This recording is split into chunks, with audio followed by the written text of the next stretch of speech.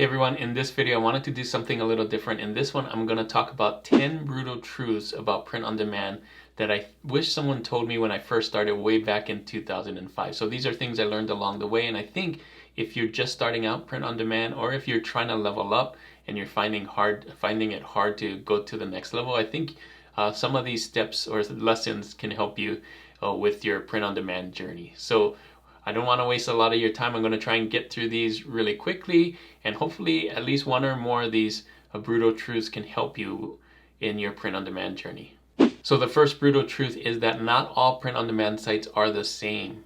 I learned this truth back in the day when I first started Amazon Merch on Demand, or Merch by Amazon at the time, and that's because Merch by Amazon had so much more traffic. And when I took all my designs that I created in Cafe Press at the time and put it on Merch by Amazon, I had so many more sales, and I knew this was the one to focus on. They also can handle a lot more designs than some of the other ones. So I know there's a ton of print on demand sites out there, and a lot of people will tell you, myself included, to try and go on all of them, but there are good, better, and best. And so in my case, for me, Amazon was the winner on this one, just because it just had tons of traffic. It works well for me, and I can make a lot more sales than I did with the other ones. So when you're picking your print on demand sites, make sure to pick the ones that will give you the best results. So brutal truth number 2 is related, and that is each print on demand site has its own audience. Again, I learned this the hard way by going and taking all my Cafe Press stuff and hoping that the top sellers on Cafe Press would also sell on Amazon, and that wasn't the case. Amazon has its own audience, so does Redbubble and TeePublic and all the other ones, so Etsy as well. So make sure to do your research if you're selling on a specific print on demand site. They don't always sell the same. Like, sometimes one can sell on the other, but that's not always the case. You'll notice that each one has their own audience, and you're going to have to do the research to figure out what that is and do some designs that relate to that. You're creating designs for the audience, so take some time and do that research beforehand and figure out what the audience is in the print on demand site that you're creating on.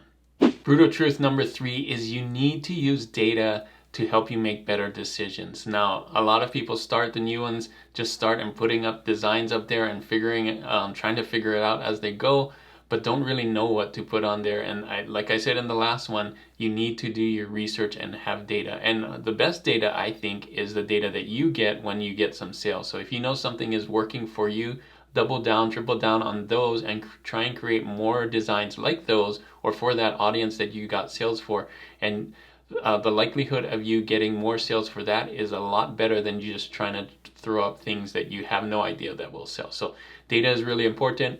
For Amazon, you can go and find some apps that do that. You can find out what sells well on there when you're doing your research. There's so many tools out there. I'm not going to go over all of them, but the tools are dependent on the print on demand site that you're using. So if you're on Etsy, for example, you want to use Everbee. If you're on Amazon, you want to use Merch Informer, Pretty Merch. And if you're on some other pod sites, then you're going to have to find ways to research on those as well. So data and research are key before trying to sell anything. You're going to want to know what actually works, and what works for you is the best data.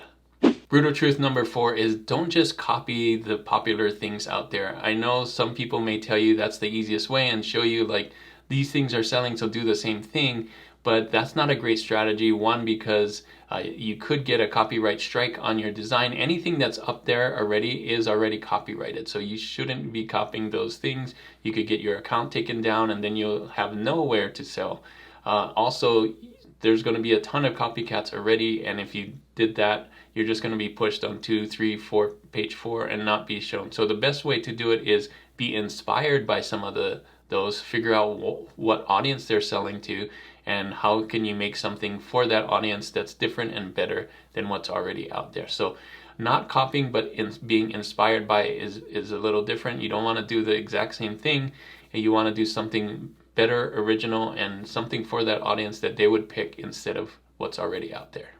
Brutal truth number 5 is to design for an audience, which means that you have to figure out if there is an audience on the print on demand site that you're selling at. So you're going to have to do some research. Again, research is key. Use the data, but do the search and see, like, think of a topic, do the search on there, and see if there are already people selling and if they're making any sales with it. And that's one way that you can see if there is an audience for it. You want to design for an audience because those are the people that are going to buy your designs. If you're designing something that there's no audience for, then you're not going to get any sales. It's as simple as that. If you're doing print on demand, people are going there for a specific topic and things they're looking for, and you will have a harder time getting sales if you're not designing for an audience that's already out there. So brutal truth number 6 is traffic is key to getting eyeballs to your designs. Now, not necessarily sales, but you're getting a lot of eyeballs to see your design. So this is why design is super important, and then traffic to it. So the way I learned this is when I created my designs on Amazon versus Cafe Press. Cafe Press didn't have a ton of organic traffic, but Amazon did, and it got a lot more eyeballs on it, which in turn got me a lot more sales. So if you're not driving traffic to it, make sure to pick a print-on-demand site that has more organic traffic than the other ones. In this case, Amazon, I think, has the most organic traffic out of these three right here, which is why it does so much better for me than some of the other ones. Now, you can also get traffic by using ads, emails, Facebook ads, and some of those things. I don't really teach some of those, but you can look online how to use some of those things that can help you get even more traffic to your design. So traffic is key to getting those eyeballs on there, but designs are key to getting the sales with a lot of eyeballs. So brutal truth number 7, probably the biggest brutal truth for me, was to know that average is the enemy. And what does that mean? I saw this on a t-shirt once, and I thought, I had to think, what does average is the enemy mean? And that is, if you want to be better than average, then you're going to have to do more than just the average. For example, the average print-on-demand seller probably only makes $200 to $500 a month. If you want to do more than that, then you have to do more than the average person. The average person probably uploads 1 to 2 designs a week, probably doesn't check their print-on-demand site, probably doesn't spend hours and hours on it. So you have to do something that's different and more than the average person to get more than average results. And this was a truth that I learned a while back when I was doing, again, merch by Amazon, and I just uploaded, got in tier 10 and tier 100, tier 100, and I think that's a great way to learn, like, oh, I have to do more this time, and I have to do more this time, and I have to do more this time. And as you learn and can ramp up and do more and more than the average person, most likely your sales will also go up and you'll get more and more sales. So average is the enemy is a brutal way to say do more than what everybody else is doing. Now, it doesn't mean the hustle culture or anything like that, but you have to find a way for you to do even more than the average person if you want better than average results. So brutal truth number 8 is you're probably thinking too small. And I learned this lesson when I started a merch by Amazon or Amazon merch on demand. And I uploaded, everybody starts with tier 10 and then tier 30 and 40 and 50 and 100 and so on. And I saw some of those sellers on there that they were in tier 100K, 200K, and that blew my mind to know that you could actually put tens of thousands, hundreds of thousands of designs on Amazon. When I came from Cafe Press, I had 2,000 designs, and I thought that was a lot, but that was nothing compared to what I have now, which is 14,000 designs on Amazon. And I think I can put hundreds of designs. I know there's other sellers that have hundreds. They're past the 100K, so that means they have over 100,000 designs on there on Amazon. So even at 14,000 is too small. So think bigger, think a lot bigger if you're selling on some of these sites. You just have to put the zeros at the end of your thing. So if you want to if you have 500 designs, make 5,000 designs and watch your profit 10x. So there's actually really no limit to how many designs you can put on Amazon. So you're probably thinking too small if you only have thousands of designs. You need to think in the tens of thousands and hundreds of thousands. So brutal truth number 9 is don't worry about copycats. Now, of course, you shouldn't be a copycat yourself, but when you have success, other people are going to start copying you, and you may see your designs on websites and other places that you don't even sell on. And those are the ones you don't have to worry about. They're not going to mess up with how many things that you sell.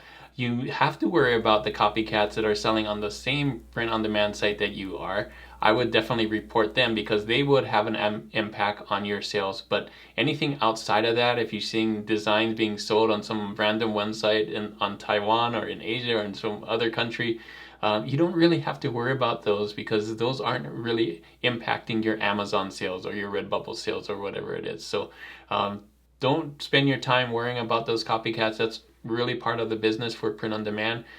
Focus on what you can control, and what you can control is uploading more designs to the print on demand sites that you have already, and you can report the ones that are on your sites already. But outside of that, don't even worry about it. Spend more time on things that matter better. So brutal truth number 10 is kind of related to that, and that is focus your time on things that matter the most. So in that case, in the copycats, you don't want to focus your time on chasing down copycats that don't even matter, where you can use your time to do more uploads or do more research or do the things that actually help you. Another thing that I learned on this one is to focus your time on the print on demand sites that matter most. So if you have 3 of these right here, figure out which one actually gives you the best results or gives you the best profit, and focus more time on that instead of trying to make your designs on all of them and focus equal time on each of them, because there are some sites that will give you better profit. There are some things that will get you further ahead than others, and you're going to want to figure those things out. If you focus your time on the things that matter most, you'll see a lot faster improvement and a lot better sales and profits in your print on demand journey. So there you go. Those are my 10 brutal truths. Hopefully they weren't too brutal. Just trying to be honest and help you with your print on demand journey. I think a lot of these are things that really helped me, and so I wanted to share them with you. If you want to hear more tips and tricks for your print on demand, I did this interview recently with Michael Essex. He gives a ton of tips on there for print on demand. So if you want to learn more about print on demand and see how to be successful, he's been super successful, especially with design. Go and watch that video. Thanks again for watching. Let me know which one was your favorite tip in the comments. And as always, guys, keep creating and keep learning. I'll see you on the next one.